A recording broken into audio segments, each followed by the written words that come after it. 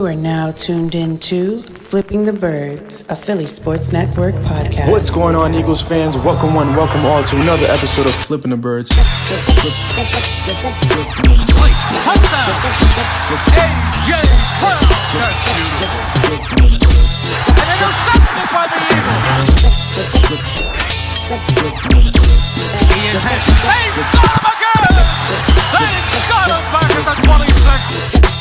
He's into the end zone. Touchdown, Eagles.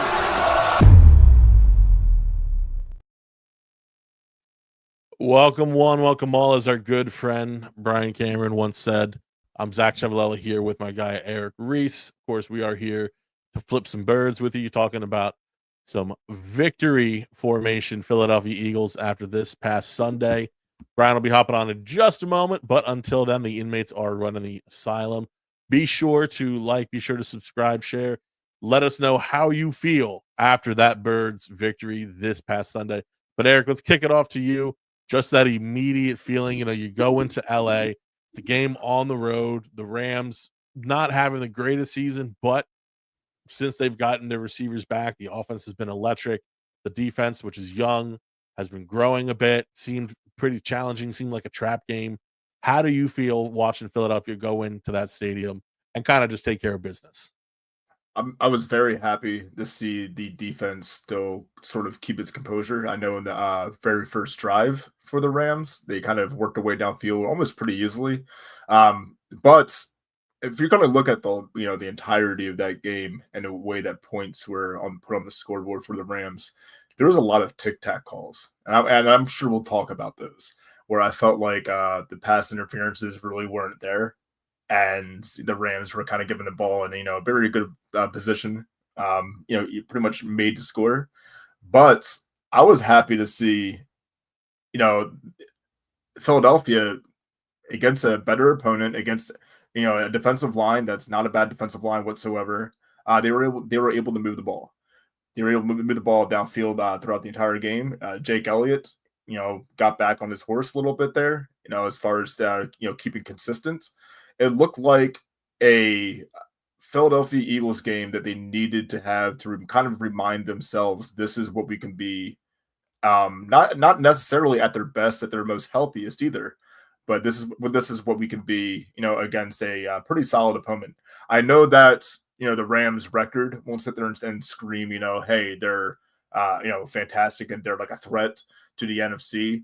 But however, a guy like a Matt Stafford, Puka Nacua, Robinson. I'm going to forget some names. Cooper Kupp, out there, Williams. Being able to win the turnover battle in that sort of game was huge. So yeah, I look at that game. I think it's a complete win, and it sets the tone going into what I think is the toughest game remaining on the regular season schedule. No, I think you're right for sure. And you look at that NFC West. I mean, they call it the Wild West for a reason. It's just these teams, a lot of parity going on. And say what you will about the record of the LA Rams, they still have a shot to be the team coming out of the West, and that means something. And you talked about, and Jay Fizz, also laid it out in the chat, the points coming off of. We'll call it non-fan interference. Yeah. I was watching the game actually at the Sixers facility, and one of the other beat writers that we were all watching the game. He brought out, he was feeling his inner dad, and he brought out the zebras. So talking about the assistance from the zebras that they got. And listen, I'm not mad at it, and the reason I'm not mad at it is because obviously Philadelphia got the dub, and that's what matters at the end of the day. But listen, there's going to be days where you don't get calls in your favor. And I think that this builds good character for those moments, right? I think there's another team in the NFL that we can all think about that Philadelphia, if the rest of the season goes well, could very well play. Yeah. That tends to benefit in that same way. So for you to have that experience this season up against a situation kind of like that, I'm not mad at it, especially since it didn't stop them from winning the game. It just kept things a little bit closer, a little more interesting for people tied to Vegas. But all in all, just a fantastic game. And obviously that starts and ends with Saquon Barkley. I mean, what did you see out of him? You know, another day, set an Eagles record, nearly an all-time NFL record for yards from scrimmage. But what did you see from Saquon in this one? A game where he once again exceeded his highest marks from an already excellent season. It's a little bit crazy. I mean, obviously, you know, at the end of the day, there you look at the stats, and it's more than a little bit crazy. Like, you know, it's kind of it just doesn't happen for the most part like that. But why I think it's a little bit crazy is because this is the same running back in the same game where he looked like he wasn't able to find his footing. You know, it was kind of battling the turf even. And then he breaks it open for 2 rushes out of the entire day. You know, he had 2 rushes that gave him about 140 yards. You know, and that's just incredible to, you know, pretty much say in those terms alone. What I saw from Saquon Barkley is without a doubt in my mind, as long as I've been watching the Eagles and I've seen some pretty good running backs in my lifetime in Philadelphia, Saquon's the best. Saquon is the best one in his first season to be, you know, an Eagles running back. You know, and I think that his yards per game and on average, he's the best one, you know, in that particular stat, almost by about 30 to 40 yards, and it only grew from that performance. So yeah, I mean, nothing short of what everybody else saw. You saw the talent on the field. I think everybody's ready for the, you know, the battle of battles and the war to end all wars between Derrick Henry and Saquon Barkley this week. That'll be interesting to watch. But nonetheless, yeah, Saquon, he blew the doors off of a team where I didn't necessarily think that the Rams were going to be, you know, stout as far as a rush defense. But at the same time, I didn't think, you know, 200 yards on the ground. He had more yards from scrimmage than some teams, like the New York Giants. So the Wiki kind of like leave that there in a sense of what did I see? Well, what did another team see? You know, another team is quite frankly as afraid as they called, you know, themselves to be, because hey, Saquon went to a rival and he's turned on the juice for a rival. So yeah, Jay Fizz, the Giants should be sued for malpractice, because, you know, how do you not pay Barkley and then you pay Daniel Jones, and Daniel Jones is healthy and not a starter? It kind of goes back to, you know, or this or that from like not that long ago where I was just dunking on the Giants. But I mean, I could do that for the rest of this podcast at the you know, kind of at the compliment of what Barkley did for the Eagles. But just not just a fantastic you know, showing on the ground. It's, you know, a monumental showing on the ground. That's kind of what we all saw. Yeah, you know, it's funny. We have a lot of fun on this show joking about, I should say, Brian being a Giants fan, which you know, again, for the record, he's not. It's just a fun bit, you know, for just in case there's any other shows out there that, you know, think that that's legitimate, which has been the case in the past. But what is fun is that there is actually, and not to tie it back to the Sixers, just to talk Sixers, but there is someone on the Sixers beat who is actually a Giants fan. And man, is it so much fun. We're outing people now. Okay, good. I didn't say names, man. I didn't say names. I'm just saying. There is someone on the beat, and he would be the first person to tell you who is actually a Giants fan, and it is so much fun to bring up Saquon's name every single time. And I feel like, you know, if you watched, if you were on Twitter, if you were on Blue Sky during the game as well, everybody saw the meme from the off season during Hard Knocks, Yes. right? And listen, there is, I typically believe that Hard Knocks is just another money grabbing method from the NFL. One that I'm all here for, by the way, because I personally love it as long as they're not covering my team. God bless the NFL for picking the New York Giants this offseason, because that was the greatest season. They will never top it again. They may want to cancel it moving forward because they will not top what they did with the Giants this offseason. I would petition that they watch the New York Giants every single offseason from this point on, because it was incredible television. And to see that level of just sheer inability to run an organization, just absolutely incredible, pure cinema. And for someone watching the Philadelphia Eagles a lot, somebody who has the benefit of Saquon Barkley playing for the team that he watches every Sunday, that feels absolutely amazing if you ask me. So, we'll probably circle back to Saquon a little bit more a little later on, but man, oh, I'm so excited that he's wearing Eagles green. As good as he was with the Giants, which I would call him very good, he is now truly a great running back. And I've said this before, but if he had started his career in Philadelphia and had a chance to play behind all the offensive lines the Eagles have had since, this man would be considered one of the all-time greats at the position. Nobody would have questioned him going second overall in the draft because he would have been that great.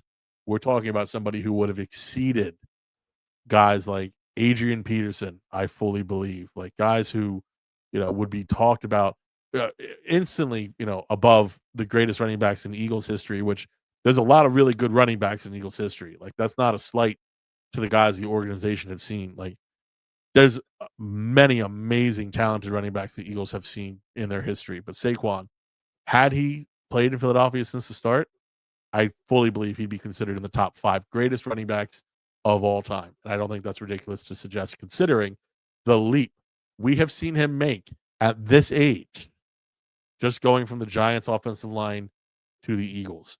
Mind you, with the tush push undermining his touchdown totals the entire time, which is just, it's incredible, and great on Saquon for not caring. And maybe before we get to Jay Fizz's point here about wide receiver 3, which I did want to touch on, because it showed once that wide receiver 3 gets bumped up to wide receiver 2, it becomes a big issue. So we will touch on that in a second. But regarding Saquon Barkley, the tush push, and his MVP case, right? Let's touch on this real quick. Do you personally feel, because this has been a conversation around Philadelphia, do you feel that the Eagles should turn away from the tush push on the goal line, reward Saquon Barkley in an effort to help him seal that MVP case? I don't think that the tush push is losing, him the MVP case.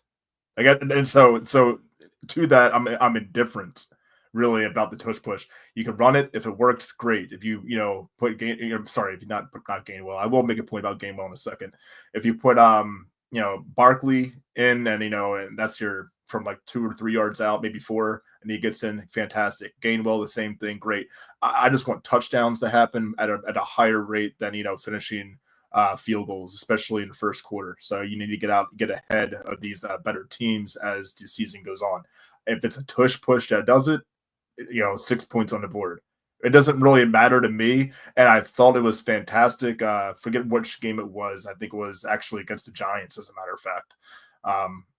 When Barkley said, "No, let's run again, talking about the tush push." So he doesn't care either. So I think that's the bigger part of it. If he doesn't care about it affecting his totals, which at the end of the day, you're just kind of looking at your stats there and going, well, like it's nice to have the stats, but the point is to win. So if whatever if you're on the 1 yard line, the tush push is going to work, that's fine. Now the only time that we saw that this season where it didn't necessarily work on the 1 yard line was Jacksonville, because Jacksonville pretty much defended it the best. And that point, I thought they should have thrown, did a pitch probably outside and let Saquon use his speed. So in that situation, you do have to kind of, make that adjustment. But I'm as a total, I'm not really too worried about the tush push, kind of, limiting, touchdowns or touches in terms of his MVP race. I think that, and it's hard because, I'm very fixated on the Philadelphia Eagles on a week-to-week basis. But I'm not going to sit there and I don't think that there's much in the way of Saquon Barkley taking away the MVP of the season. I just don't think that there is.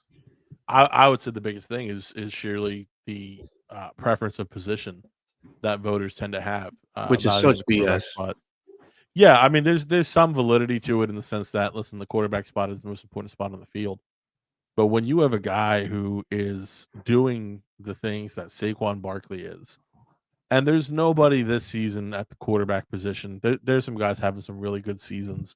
Lamar, Josh Allen. I think Patrick Mahomes has played his way out of MVP contention. You have to let me finish the sentence there. Played his way out of MVP contention. We'll see what he can do these final weeks, but he's had a very tough year. It's not as if you're looking at the normal Patty Mahomes is lighting up the league kind of year. So in that sense, it feels like the kind of year that a running back could kind of pull focus and take home that trophy. So when you talk about no, Brian, by all means, would you like? I thought you were done with your take because I feel like that sentence alone is like the way you end the take. But you have that's more. fine. No, it's you're on time, but that's fine. So you can go ahead if you want. Since you are just now arriving, I want to make sure you have your due time. In my defense, I've been in the background the whole time, and I don't know if you guys can see me, but I've been in the background the whole time. Well, just to if can I may I? Absolutely, keep going. Oh, okay, perfect. Thank you. That's so kind of you. Runaway train. When it comes to talking about Saquon and the tush push, right? I had to echo a lot of what Eric said. I'd love to kind of have a little bit of a combative back and forth, but frankly, the point is, if the Eagles are winning, which they are, what's the problem, right? That's the primary focus, not the MVP award. I hate to say that for Saquon. I hope he still gets it. I hope he's able to get it. And here's the other thing too: wins should help lead to that. If the Eagles are able to finish the season, not that I'm predicting this, 15-2, that will look really good on his record, even though he's not the quarterback of this team, and people tend to mistakenly think that wins are a QB stat. So if they're running plays that enable them to win, which the team has determined the QB sneak, or not even the QB sneak, the tush push, gives them the best opportunity to score and thus win, I'm perfectly fine with them running that moving forward. And especially, like you said, Eric, Saquon's fine with it too. So I don't think anyone should have an issue with continuing to run the tush push. And I'll be honest here, this is kind of the catch-22. When you have people who are making that decision on voting on the MVP, if they are purely looking at total touchdowns, if they are purely looking at the surface level stats of these guys, and it happens, it's the majority of voters, I'm not going to lie.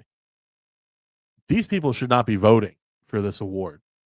You need to understand the context of these people's season, and it's not that difficult. There's how many? 2, 3 people truly in the MVP race every season. It's not like you're talking about 10 guys, right? You should be able to review the season of those 2, 3, even 5 players before making you submitting your vote on who is the most valuable player in the league. And if you do that and you see what Saquon Barkley has been able to do throughout the course of the entire season, I don't understand how you come out with any answer other than Saquon Barkley should be the favorite for MVP in the NFL, because even guys like Josh Allen, Lamar Jackson, they've had some incredible highlights, but man, nobody's like Saquon right now. What would you say is your, I guess, top 5? But not like, go ahead, Brian. Top 5 is tough. I will allow, very graciously, I will allow Brian to go, and then I will come up with. I might as well just continue like that. Like might as well. I was going to send it around the horn, but I like every single point you pointed out in your train that you just ran away with.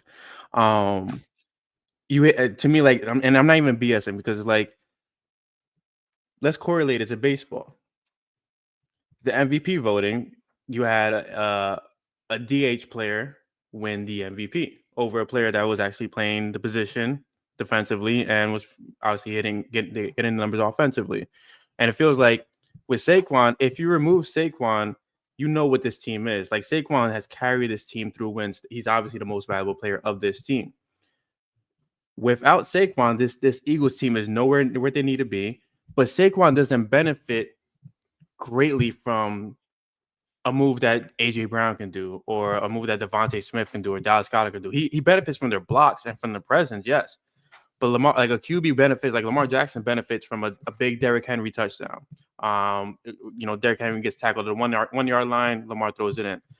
He benefits from big games from Zay Flowers. So I feel like the criteria just has to get expanded now to where the point like you're actually taking into factor like, hey, a defensive guy should win MVP. For a TJ Watt who has almost 20 sacks in the season, what the case may be, or a cornerback who has almost 15 picks and so many great statistics to follow that. The NFL needs to kind of find a way to. I know they have the offensive player of the year stuff, defensive player of the year stuff. That's all fine and dandy, but MVP is MVP at the end of the day. Like there's incentives behind that kind of award, and a guy like Saquon, he's not a plug. Like you can plug and play whoever you want around him, and he's putting up the phenomenal numbers he's putting up for a reason. Like he's just that great of an athlete and that great of a playmaker. Lamar, they've given him a stable full of wide receivers, and they haven't been the same since with these wild trades and additions. Nelson Aguilar's over there. I'm not trying Nelson Aguilar's over there, Bono. Well, Deontay Johnson too. But my thing is, I'm not trying to discredit Lamar. Is that really? Is that the point you think you're making? I'm not trying to discredit. I mean, Zay Lamar. Flowers is nice like every 3 games, but like, I don't know, man. He's got his targets. He's fun. You just like when he's on your fantasy team. I love Zay Flowers. He's nasty. I have a bunch of people on fantasy team that I think should be MVP if we're going to talk about that. Yo, shout out Noah Gray, by the way, MVP. This has to be the season where the threshold breaks, like the standard. It becomes a new standard where you can have a Derrick Henry and Saquon Barkley competing for this kind of award. I would say, and I kind of looked over here at Jay Fizz when he put it in the chat, and I'm like, it's kind of hard to disagree with a lot of that there. I don't know what my number one would be, probably outside of Saquon. So like, I think like who does he compete with? Then it goes right to Derrick Henry for me. Are you talking non-quarterback or just total? No, I'm talking about like just 1 through 5, looking at the what's in front of me, and there's probably some names I'm going to miss, but this is just kind of going off feel. Let's just do this. I would say Saquon is my MVP candidate as far as number one. Everything after that probably does have to do with Derrick Henry. Probably has a lot to do with I think Josh Allen still is there, and probably I don't know if he's third, but he's in the top 5. Burrow, but it's hard because of the wins, right? Like you do want to kind of balance that out with how is the team doing. Like, yeah, he's sincerely one of the best passers in the league. But I look at like somebody on the Lions, right? Like, is there somebody on the Lions that we can sit here and say, ooh, like this person could be MVP? Because to me, like, probably not. But at the same time, like as a team, they've been solid. Like, it's a rarity that you have a team like that it's just on hitting on all cylinders without somebody sticking out like a Saquon with the Eagles. Like they're literally like you mentioned, like there's literally nobody sticking out from the Lions. That's like I would say Montgomery, but Montgomery's also not even like a starting running back for the most part. There, they all play their roles. So it's kind of back to pumping up our fantasy guys. Well, I mean, when it's hard to not notice it. So it's hard to not notice it.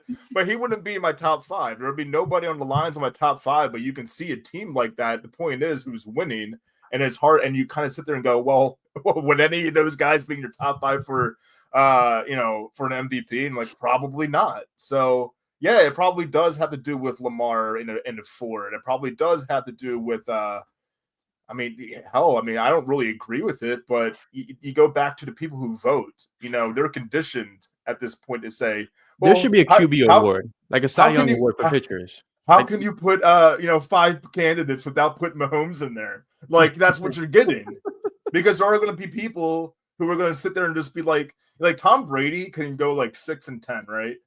And then he'll still be in the MVP hunt because he's Tom Brady. Like that's kind of what we're getting here with Mahomes. Like it's becoming a popularity contest. It is a little bit, and and I do hate that. And it kind of, when you brought it up about baseball, I kind of bring it up about hockey too, because people usually go and they glorify the goal scorer, but it's like, what about the goaltender?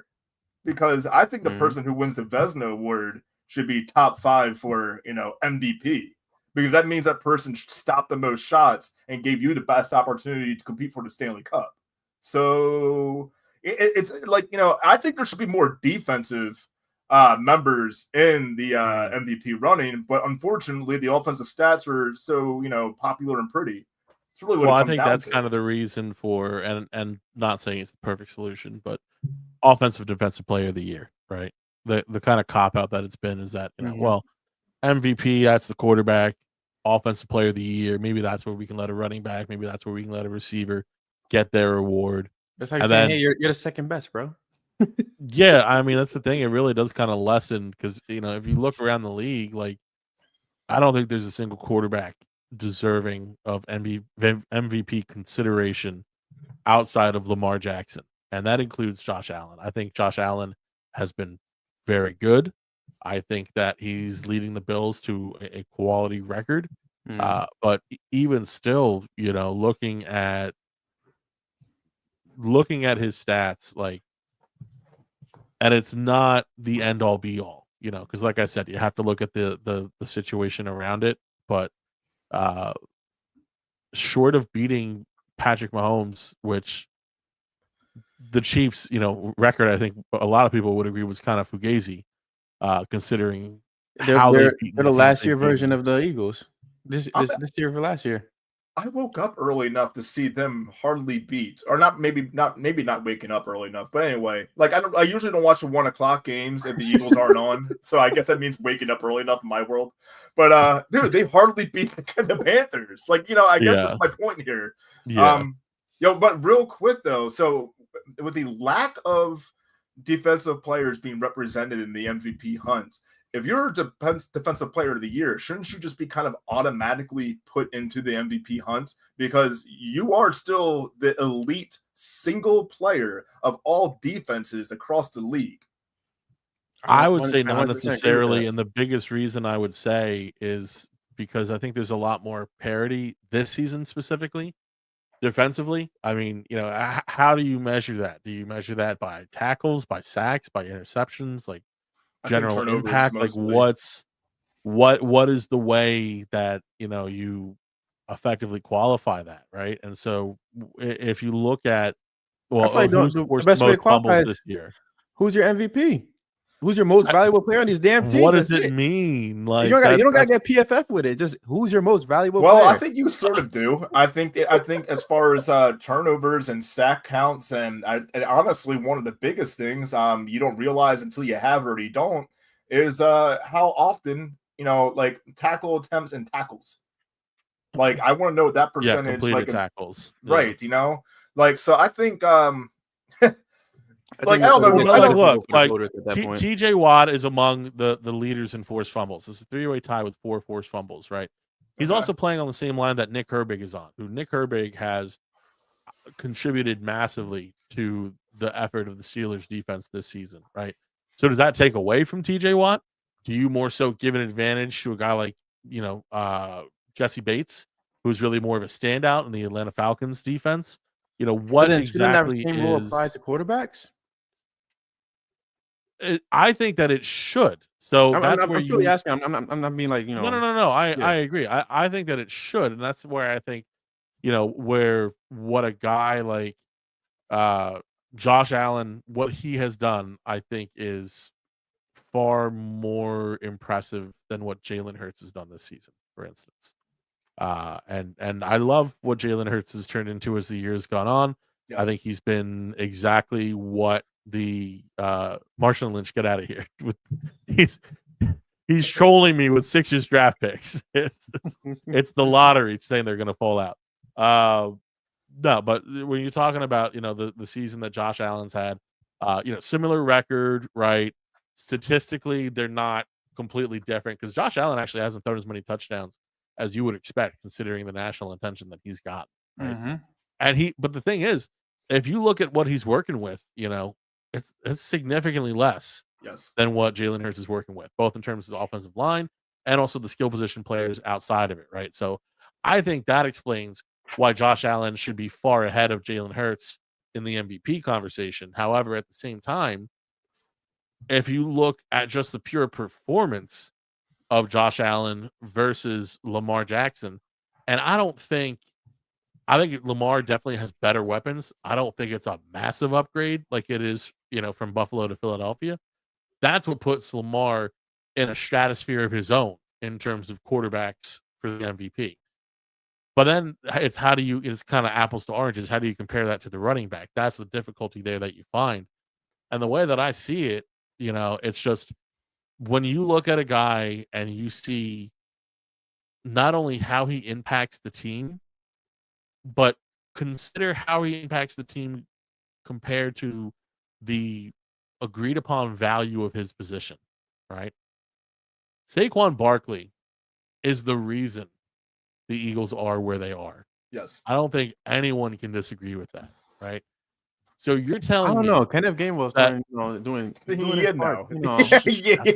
By the way, this not slander to Kenneth Gainwell. I like what he's doing right now. He's starting to look really shifty out there. Just I'm trolling Zach right now.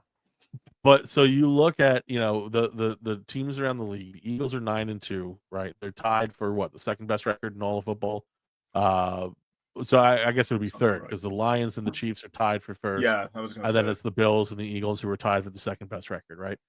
So they have a top 4 record. They still have the potential to seal the top seed in the NFC. That is still possible, which I think they have a pretty good shot at, looking at their record versus looking at the Lions record the rest of the season.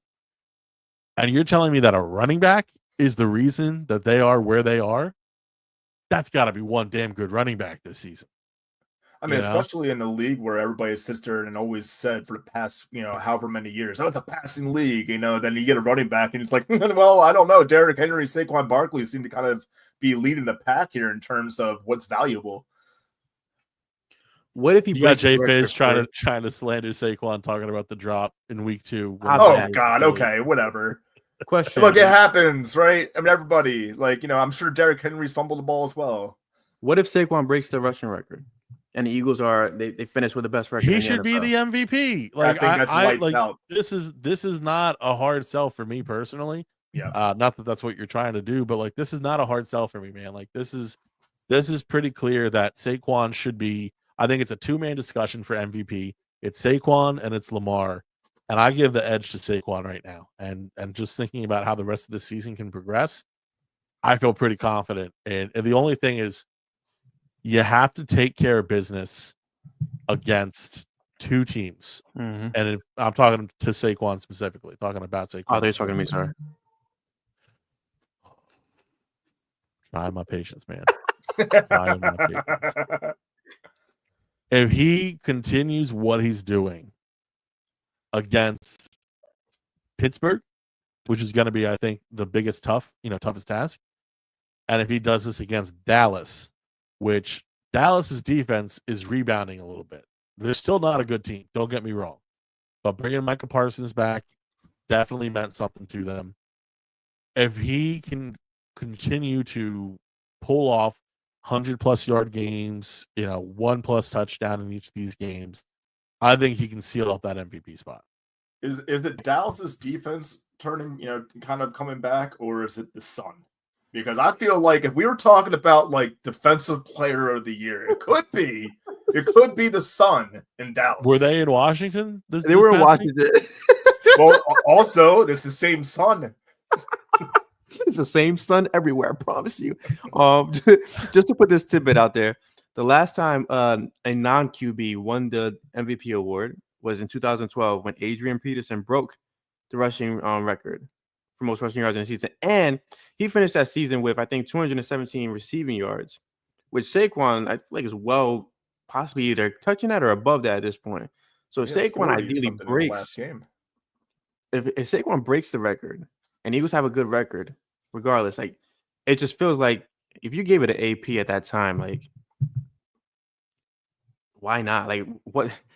I hate the fact that it's the wrong people voting for these kind of awards, but why not? I mean, Man, listen, he's doing the same thing as AP, except he's not getting the switch. You know, it's like he just kept it a buck, and he's running through these teams like they're butter. And I mean, it's just impressive. So you got to reward him. You got to give me a second. I'm just saying he didn't switch it up. You know, he kept the main thing the main thing. Yeah. The script is still the script. We should talk about that. We should talk about how the mission is still the mission. Obviously, Brandon Graham out for the rest of this year. So I'm not ready to talk about that. I think we have to. I mean, if you want, you can just log off again, like you were for half of this. Oh no! Podcast. There he is, the caboose. Listen, real quick, who do you guys think would be something that somebody that Howie is trying to tap into? Is there somebody out there that he can bring in as an additional body, or is it next man up in house like Sirianni kind of laid out today? I think it's next man up in house, but and keep me honest with the guy that they brought in today, Charles Harris from the Panthers. That's his name. That is correct. All right, cool. Yeah, they did bring him in, but to be honest, like that kind of person you're bringing in from the outside is going to take a while to ramp up. But like I'm looking straight at Nolan Smith, who's been balling for the last couple of games that nobody's been acknowledging. Jalix Hunt, he has the potential. We've seen him do things. Like it's how can I say this? This defensive line is admirable this season because it's not one person. It's literally the entire defensive line doing it. Like Milton Williams, like if he's not signed to an extension by the end of the freaking week at this point, like what are we doing here? Jordan Davis is doing his part. Nolan Smith, Josh Sweat. Even when Bryce Huff had that big ass cast on his thumb, like he was doing something. It's a collective unit, and they're actually making moves out there as a team. And I feel like we said this in the last couple of podcasts where they're actually rushing together and they're working in unison. Losing Brandon Graham is huge because I don't know what the hell he took before that game, but he was on a rampage. But at the same time, like his presence is going to be there. And BG, he's the loudest voice in the locker room. And trust me, no injury is going to silence him. But I'm looking directly at Nolan Smith and Jalix Hunt. It sucks to say to a rookie, step up. But Nolan Smith is like, this is your opportunity. Like, shut up, Philadelphia. Graham has been mentoring them for the better part of the this season and last season. So take everything you learn and just run with it at this point. Like, just do what you do best at the end of the day because it's working. I'm very excited to see the way that Jalix Hunt ramps up. I mean, especially he's already kind of been getting that ramp up with the snap counts anyway. But yeah, I'm excited to see him. But I just had this in mind. Oh yeah, dude. If Morgan was on this show right now, he would be slamming the table for Milton Williams. Can we shout out Morgan really quick? Hell yeah, we can. He got a new position as defensive coordinator for I forget the name of the school, but don't matter. He got it. I'm just finding this out. Yeah, I was talking to him last night about it. Big moves that our guys making up there. Right. Morgan is just he's phenomenal. The reason he's not here is because obviously he's in the middle of the season, so that's why you see him more off season. Yep. But yeah, he's a defensive coordinator for. God, keep me honest with this Morg. Let me see. Gotta love a shout out without the information. Listen, because sometimes it's just like the emotion. Shout out to you're Morgan. Like, wait a minute. Congrats or good luck with whatever you're going through, and I'm sorry for your loss if that's but congrats or good luck. God, look, yeah, that's Jay I ain't going to read all that. Fantastic. He's the defensive coordinator of all of Canada. This weekend, you got to go by him. Hired him as DC. I'll say this, man. I enjoy when he comes on here because when we just let him go and talk about the Eagles defense, I'm like, yo, I'm learning stuff. Like as if I'm a linebacker in high school over again. I'm like, yo, I'm in the huddle, dude. Like, tell me what's up. Honestly, he's a wealth of knowledge, and it always seemed to me that he was dead on about, like, honestly, if you just let him break down video, you would learn so much about this team just live and in color, because obviously he's doing a fantastic job, where he's at as a defensive coordinator. So fantastic. He'll be around here and there. Just tune in. Just tune in. You'll find Morgan. How about that? I hear he's committing to Colorado. Prime Minister of Defense. That's a good one, Doc. That's pretty solid. I like that. He's a prime minister. Yeah. Yeah. He's a Canadian. So he is either the defensive coordinator somewhere, or he is the District of Columbia. We have not quite figured out what DC he meant quite yet. He's a but we will defensive report coordinator. back That's what I when we meant, know. man. Yeah, dang dog. He says I keep an affliction shirt with this look. I promise you, I don't. I think it's just as corny. Dang, man, I'm getting roasted. I went for a haircut. I told this to Zach, and I was like, I want to fade, so they made it disappear, and here we are. I had actually, they went from fade to fade away real quick. Yeah, dude, like a full on fade away. Like, but it was like if Shaq did a fade away, then it was bricked. So like I came home and I had to shape it up myself. Damn, and you hate that you pay so much money for a barber. I don't pay that much money because I went to well, here's the thing. That's Martian honestly, Lynch, comment of the fucking pod, man. Honestly, Martian, I learned the hard way that they do not. I'm not even going to front on that. The place that I usually go to is a legitimate barber, and I say legitimate because they don't mess it up. And honestly, I'm a little bit of a job hunt right now, so I went to a place, sort of like a Supercuts, and they do not cut super. I'll put it that way. So we're not gonna judge, Eric. It happens to the best of us. I'm not even going to front, dude. Like Martian called me out, and I agree wholeheartedly, dude. So I'm at sometimes you got to take the L. I'm at 4% battery, so if I leave, I'll find a way back. But don't know if you guys covered this in the beginning. So with how the Eagles are performing, I mean, Jalen Hurts said momentum's not a real thing, right? Whatever they're carrying, whatever energy they're flowing with, how confident are you guys in that this Eagles team is what 2022 should have been, but the completed version? Let's put it like that. I'm gonna let Eric go first because I didn't hear the question because I was thinking about Supercuts. Oh no! You gotta get super cut. Just okay cuts. Bring it on. I'll say this, man. I heard Jalen say that. I know that sometimes I feel like Jalen Hurts gives an answer and he's trying to get too deep with his answer. It makes you go like, what? Because momentum's the thing. Can we chill? Can we all chill? Momentum's the thing in every sport. Doesn't matter. You might sit there and agree about it or not, dude. It is a whole thing. It was very obvious that momentum was the thing in this Eagles Rams game. It's you can't sit there and say it's not a thing. It is a thing. Now I understand that you can be of mind when you can say, well, if you just execute the play, then it kind of you're just doing it right. Well, okay, fine. But at the end of the day here, man, like momentum is absolutely a thing. When I look at this team, and I think this will answer your question, Brian. At the end of the day here, I do think that this team is on track to be better than what they were, a season ago. And I think the rest of the team here is locked in. Unlike last year when I think you had a few people who were not locked in. By the way, I'll sit there and say that I thought that Slay wasn't locked in last year. I thought Slay was locked in this game. He just got banged up. He's getting abused this season. But you know what, dude? He was in on the play. You got to be in on the play to get unfortunately banged up. So he was in, and it was very fantastic. And I think Jay Fizz brings up a very solid point about momentum as well. It was very real against Washington. The lack of momentum was very real against Tampa Bay, and also defensively, when you go back to New Orleans earlier this year, it was very real during that game. We just can't, he does answer. That's funny as shit.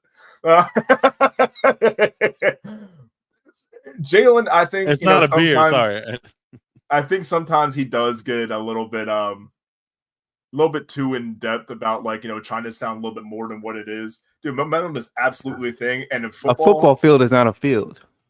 It's just a play. It's a play. Yeah, it's a battleground or something. I'm like, come on, dog.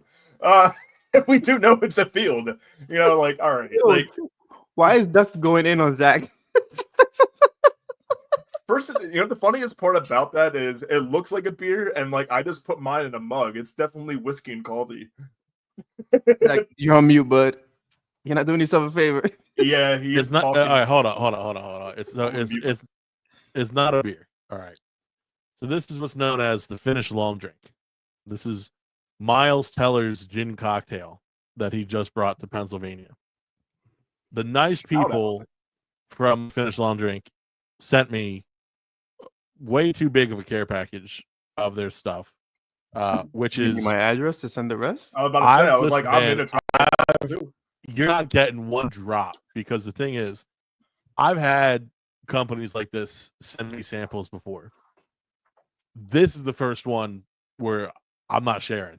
Like this, I'll be honest. Like this is some good stuff. Like I don't even like usually think like celebrity endorsed stuff like ends up that good as kind of like a hard and fast rule. This is good. Like to the point that like, and this isn't a thing that like Miles Teller like created. You know, like he literally just he found it like in New York or something like that. He bought it. He bought a major stake in it right away. So anyway, I had a long day, and what's better after a long day than a long drink? So I'm just enjoying myself, man. You know, I'm happy. You know, this is we're all gonna die one day, and that day is not today. It's a And I long. have a long drink to tide me over to that, so I feel pretty good. I just love the spots that Zach is doing for the show. I was going to sit there and say like, I've had a long day, a long drink, and I was like, all right, that's a good one. And he's like, I'm gonna die sometime. Long drink, and I'm like, all right, you almost had it. I think. I mean, I feel like we all watched the Tyson fight. Today's show's been everywhere. This show's been great. See, now listen, right here, Martian Lynch and Duck know me so I'm not well. trying to click the comment, I'm trying to click off of it. Just keep loading. Seeing into my soul, man. I feel like we should go go over over on this show. today. You know that we're getting through it. That's all I feel like we should go over on this show because it's going so well. I'm at 3%. We should go long. We should make up for. I feel like I should get a time. second long drink. That's what I'm feeling like. I'm at 3%, boys. You don't have a charger? We can't find it. What did you do? Well, Zach might have to get another long drink because we're gonna go long without Brian. So holy hell, Zach, that's Super Bowl team or no? Yes, sir. Yes, sir. He's just gonna laugh it off until it's 3%. Yes, Brian. Yes, my love. Go ahead, honey. What's your Super Bowl team or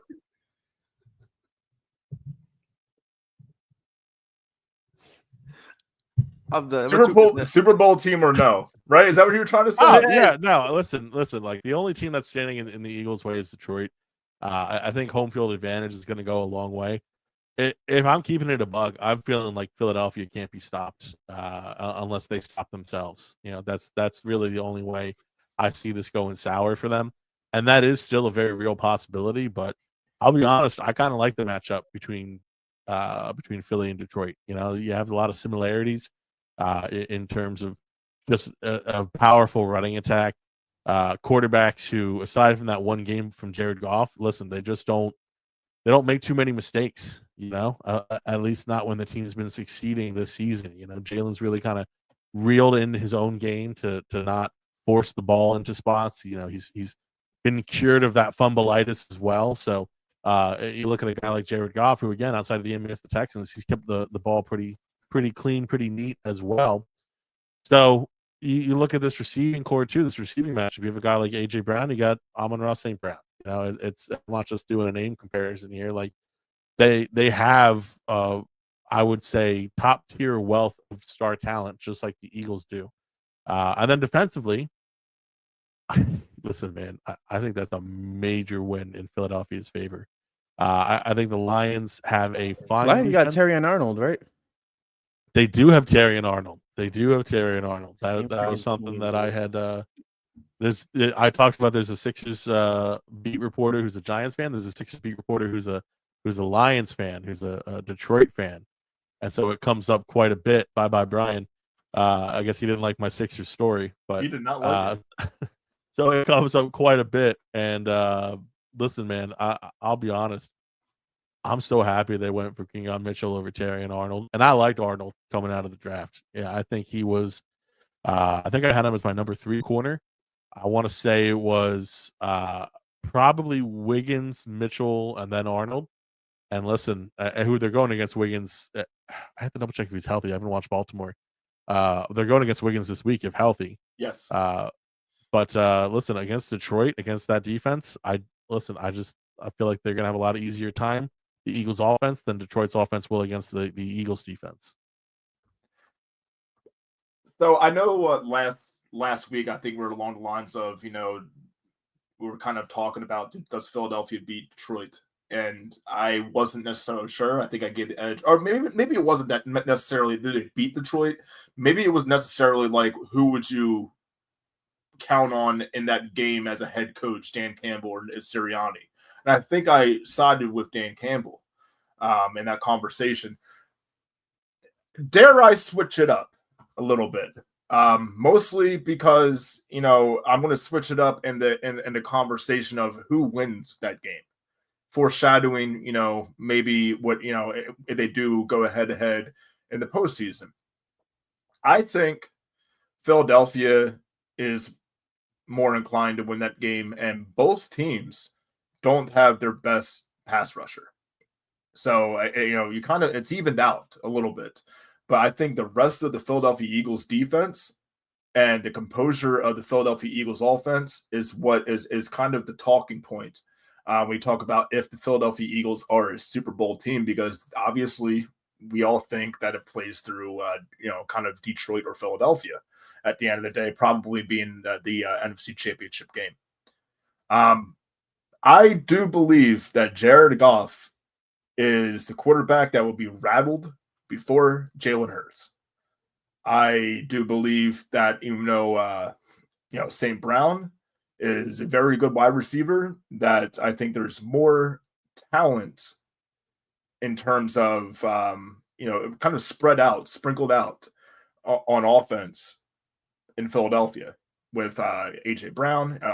Probably, there's no reason why Devonta Smith won't be healthy by then, obviously. Saquon Barkley doing things that he is and being a, MVP candidate.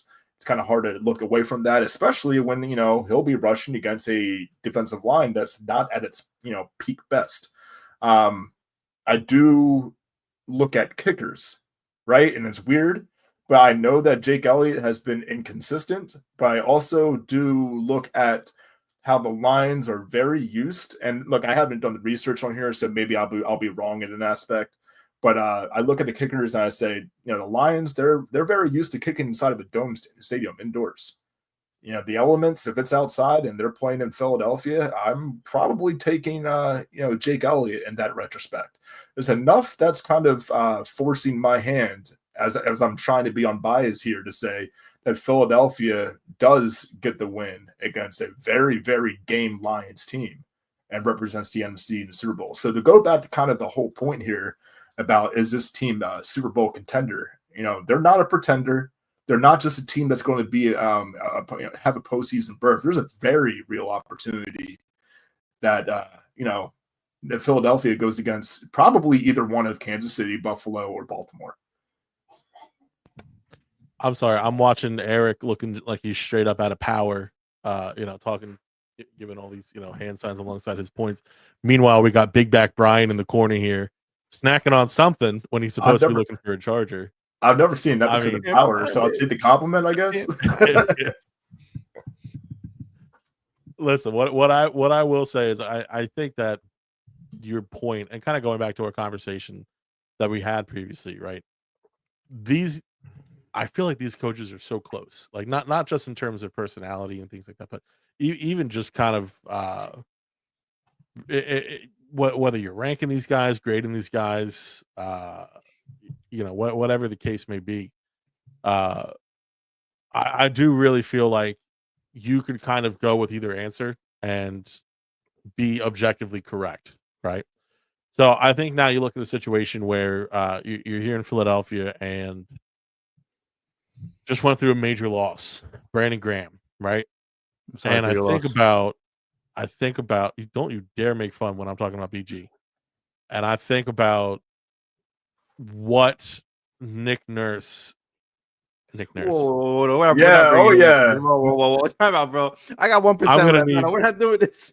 I'm gonna need to retire. It's been a long day, I and he's gonna have a long but drink and talk about Nick I will Nurse. have a long drink after this pod once again. I'm gonna try one of the other flavors that they sent me, but I will say this: after losing such a veteran presence like Brandon Graham, which BG is going to be around the team, like don't mess around like that.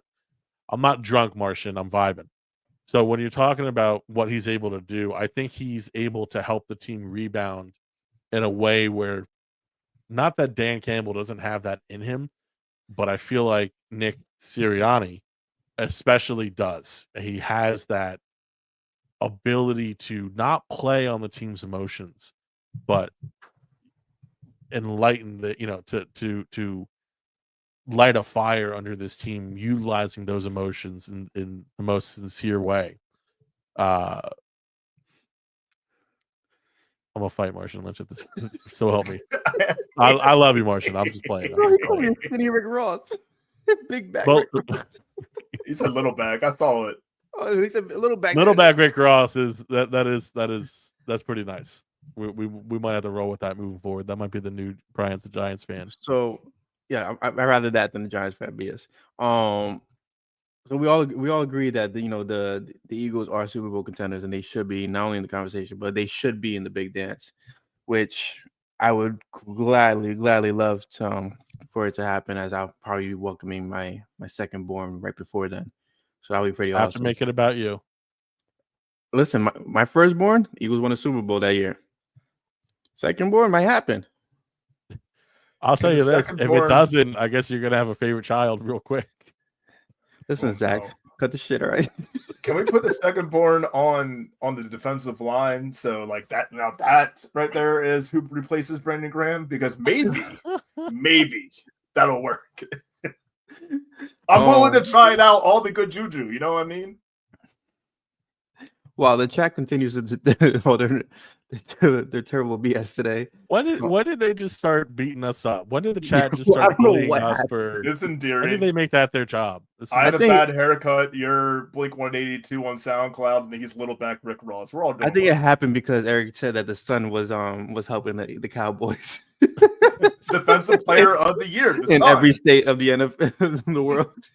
The And you son got is Mr. defensive player Sandman of the just year. checking in, who did not see the picture on the show coming in, saying, "Don't say Super Bowl." We've been saying Super Bowl. That's Are they not Super Bowl Show, man. contenders?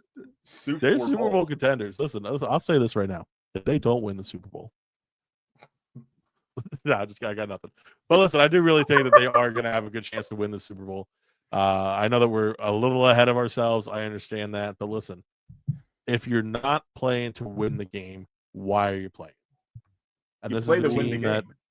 you play to win the game. People. And so, you have a team like the Eagles, who in an NFC that is just, I would say, devoid of talent outside of the Detroit Lions and the Philadelphia Eagles. I'm not a believer in the Green Bay Packers. I'm not feeling the Jordan Love. I don't believe in the 49ers. I think that, even with Brock Purdy back, man, like, I pumped him up so I could trade him in fantasy, but like, I don't think this is their year, frankly. Now, Marshawn Lynch. Okay, So you got to tone it down. We're not, Brian. Do not pull that one up. We got to tone that one down a little bit. I'm at I like how he 1%. said Brian was like, maybe. I'm at 1%. I think we've had a great hour of podcast. I agree. Just one more thing. This is a team that is clearly at the top of the NFC, even if they're alongside the Lions, right? So you have to be prepared to have those conversations of whether or not this team is truly going to make it, and if they are, what do they have to do in order to accomplish that? Especially, I would say, in the face of this Brandon Graham injury. I completely agree. I think we all wholeheartedly agree. We for everybody that's in the YouTube chat right now, please make sure you give this video a thumbs up. You comment, subscribe. We'll be back Saturday morning to give you our preview of Eagles Ravens. Real quick, I want to do a plug as far as we are flipping the birds now at .bluesky.social. So come find us there as well. Obviously, with our Twitter as well, Flipping Birds Pod.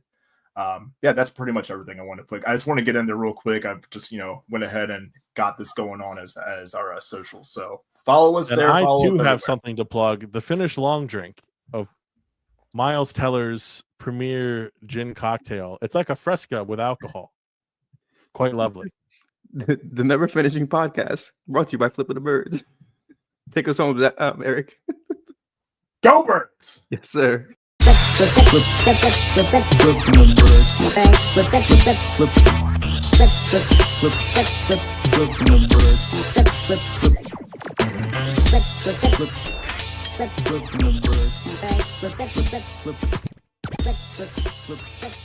Flip